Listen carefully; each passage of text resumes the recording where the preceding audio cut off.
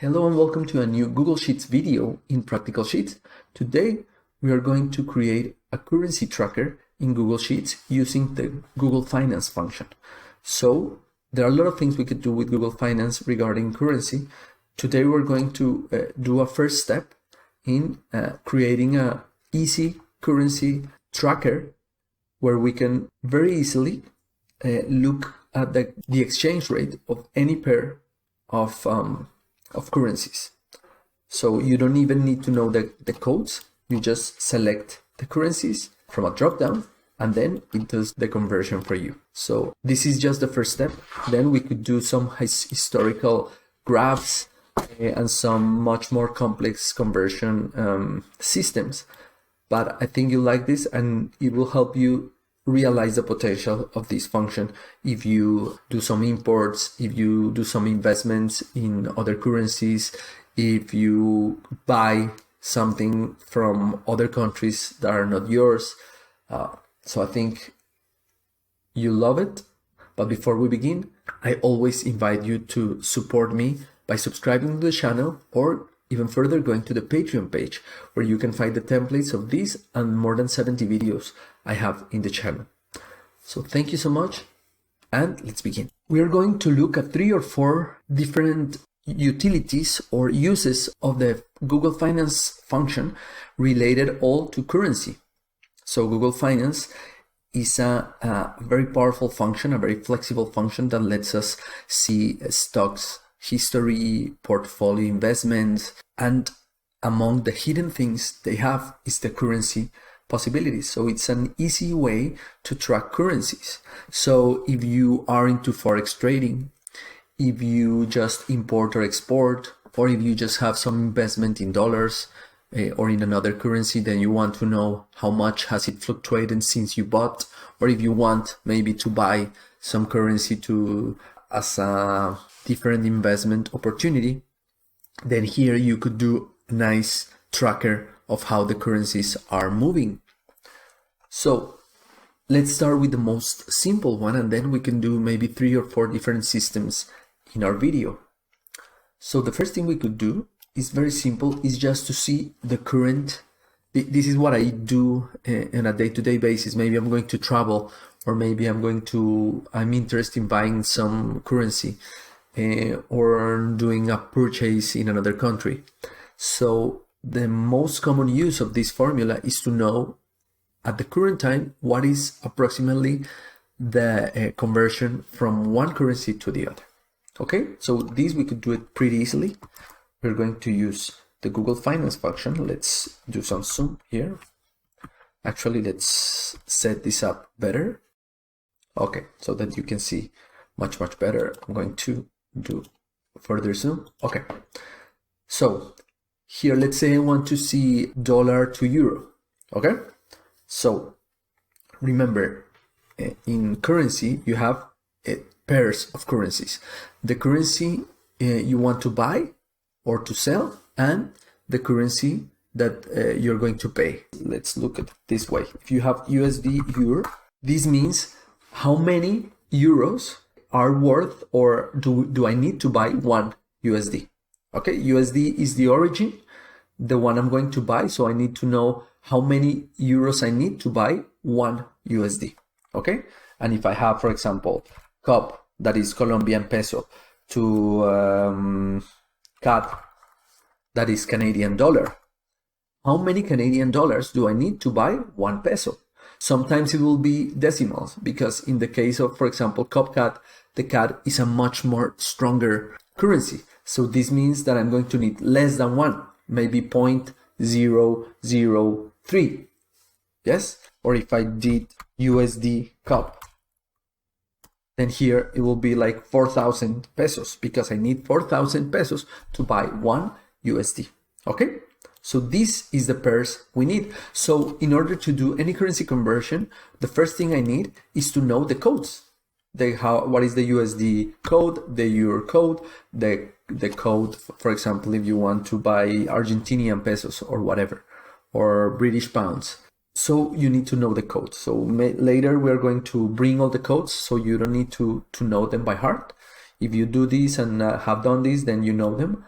This is the first thing you need to know. And the second thing is that you need always to have pairs. The first, as I just told you, the first code will be the one you're going to buy, or the one you want to know the quote, and the second one will be the one you're going to pay with, more or less. This is the theory. Now, let's use Google Finance with this. So, we call our Google Finance, and Google Finance normally, or in the vast majority of cases, it's used for stocks. So this is why I call a ticker. But we can devise a ticker for currencies. So I could try to put USD EUR, always in quotation marks, USD EUR. I'm going to close this, to close the quotation marks and to close the parentheses, and it will bring me something. So now let's try to do this, for example, with COP CAD, and then with USD COP. However, given that there are many possible combinations, the recommendation that Google gives is that you put before the ticker, you put the following text, currency, so that it's very clear to Google that you are talking about currency. Okay, so this is the correct notation. In quotation marks, you put currency, colon, and USD COP, or the pair you have. So now we can do, we can concatenate with this. Let's just do a concatenation with this ampersand symbol here, and then we could do the autofill, and then we can have any two tickers, any combination, and we will have the current exchange rate. But I don't know how effective is this, because you would need to know first each code, and then you would need to put it jointly. So I think a better way of doing this would be to have target currency. This means the currency I'm going to buy. So the first one in the pair, and actually we could change this to currency, original currency. And then we could say convert to. So in this first case, it was, we have the original currency is USD, and we're going to convert to euro. And here I'm going to change this for USD, and then another ampersand, and then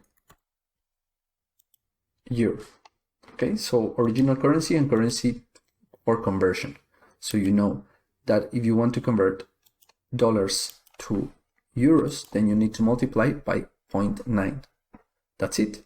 And the same, we could drag this down and here do the other example we had. COP to CAD and USD to COP to USD. Okay, if I want to convert, if I have dollars and I want to convert them to Colombian pesos, then I would need to multiply by this number. And the same, if I have Colombian pesos and I want to convert them to Canadian dollars, then I would need to multiply by this number. Okay, the last step I want to do is that here you will need to know the codes. So it'd be nice if we can have the list of codes for two purposes. The first purpose would be to easily consult them. So I have this web page where we could check the codes. And instead of copying and pasting, we're going to check this nice other formula. I rarely get to use it, so I'm going to take the opportunity and I'm going to use the import HTML function, in which the first argument will be the web page. The second argument, let me see here, the second argument will be the query. This means if I want to look for tables or for lists, clearly this is a table. You can see here, or you can check the HTML, but you can guess that this is a table the way it is structured. Then we're going to say that it is the first table, because it looks like there's no more tables here. We may be wrong, so sometimes you need to iterate and put 2, 3, but let's leave it like this. And you can see that we got it right in the first try. Sometimes you need to try to do a couple of tries.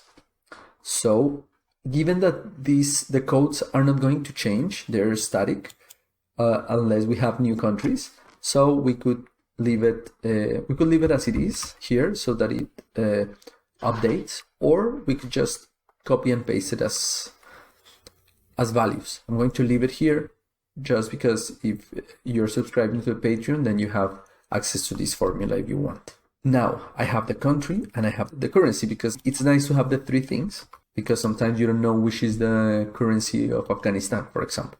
But normally you know the currency and you need the code. So we can leave it like it is and just here put the currencies.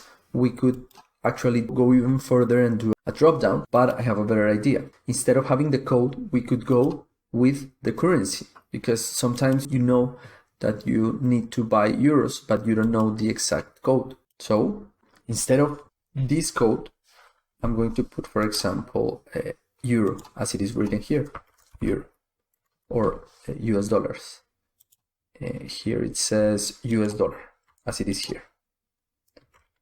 And here I'm going to put euro as it is here. And now this formula is not going to work because I don't have the codes, but I could look the codes up with a VLOOKUP. So let's insert two columns to the left, and we're going to do separately both formulas. I'm going to VLOOKUP the US dollar. I'm going to look it up in these two columns. In the second column, I'm leaving where we almost always leave this last argument as 0.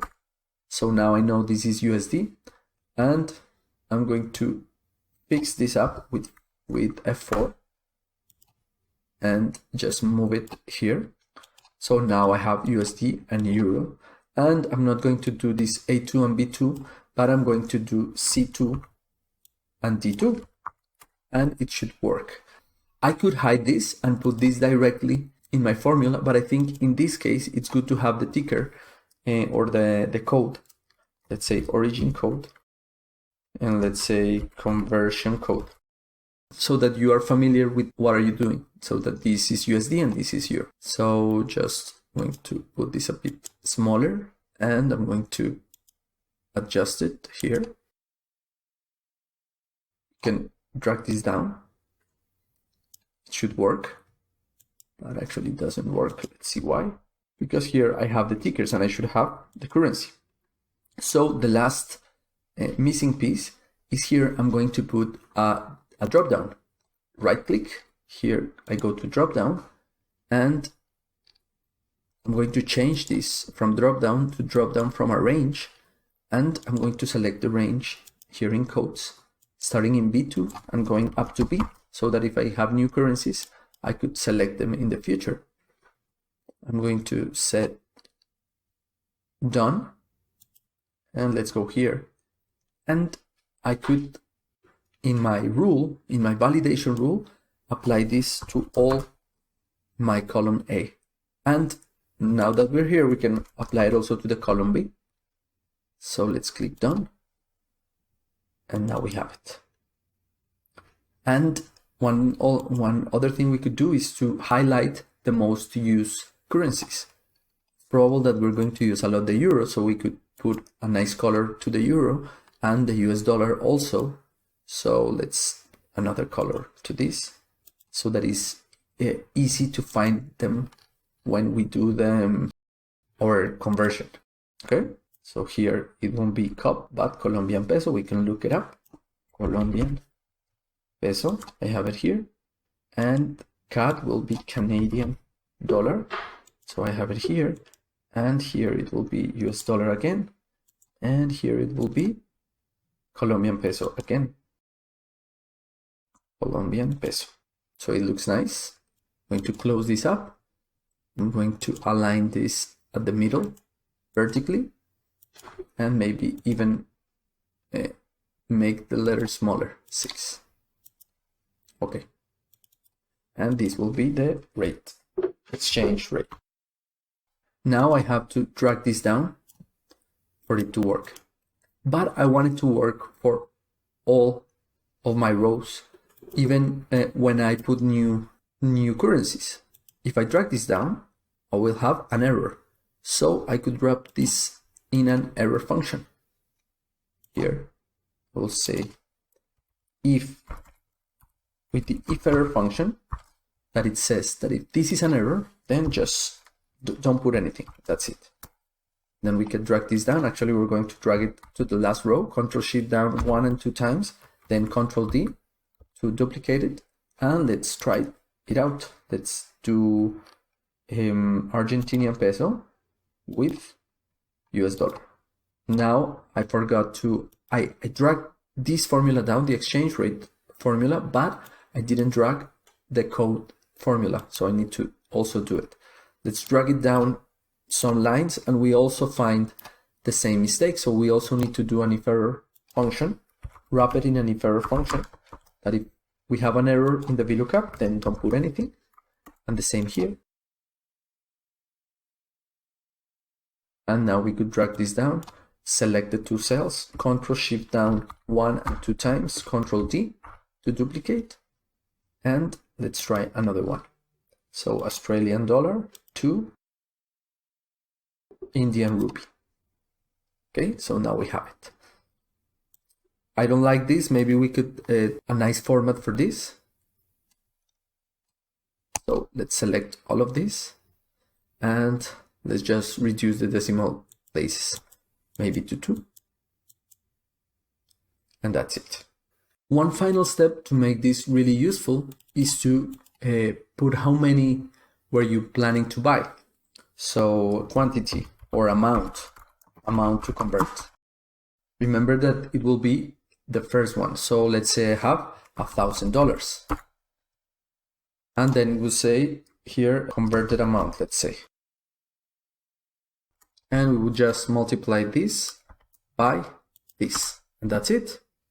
And we could drag it down also, as I told you. But here I don't want these zeros, I don't like them. So I can say that if the amount to convert is 0 or it's not existent, if F2 here, if F2 is empty, then just leave this empty. And if not, do the formula. Now we can drag it down, Control Shift down 2 times, Control D, and now we have it. If I'm going to convert 1 million Colombian pesos, then I have it here immediately. Now I need to change this to the currency format. In a future, we could try to put the USD and the euro here so it looks prettier, but I don't want to change this to text, because the idea is that I could copy these and then take it to another place or multiply it or whatever. So for now, we're just going to do a very simple formatting here with the universal money symbol, and then we can remove the decimal, and we could leave this as justified. And that's it. Maybe we could make this prettier by putting a color here. And to know, it's important for us and the users to know that these columns, these 3 columns and the G column are already formulated. So maybe we could put it in a light gray. We could color it shaded with a light gray so that it is a notation that is formulated. So that the only thing you need to convert or to fill out is these 2 and this other one. Okay, maybe we could even go further and just take this here so that it's easier to know that you're going to fill out these first 3 columns and the other ones are all formulated. Okay, we could finally put drag this line down so we can fix the first row. And finally, we're going to stand on the H column, then type Control Shift right and Control Alt minus so you can delete the remaining columns, and now it looks much nicer. Okay, and this converted amount is what we need, so maybe this should be in another color. Control Shift down, and let's put it maybe in a darker gray, and the font will be in white. So, or maybe even bold, so that you know that this is the amount you're looking for. This is what interests us, the exchange rate and the converted amount. Okay, so this is it. Finally, we could also change this. I think this text is a bit big, especially the currencies, because the currencies may be large. So we could change the font of the currencies to 8 or even to 6. Yes, it looks better. And align this to the middle. Yeah, much better.